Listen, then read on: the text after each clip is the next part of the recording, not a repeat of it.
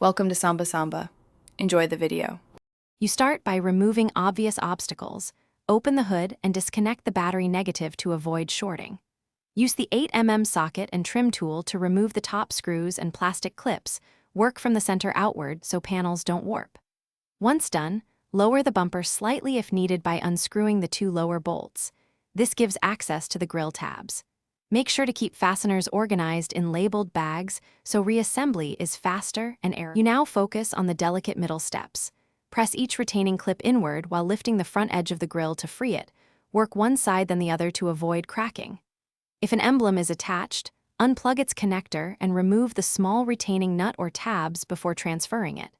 When fitting the replacement, align the top tabs into their slots first, then press the bottom edge until you hear each click. This ensures even seating and prevents gaps. You finish by tightening fasteners in the reverse order and reconnecting the battery. Lightly torque bolts to avoid stripping plastic. Check alignment visually and test any emblem lights or sensors.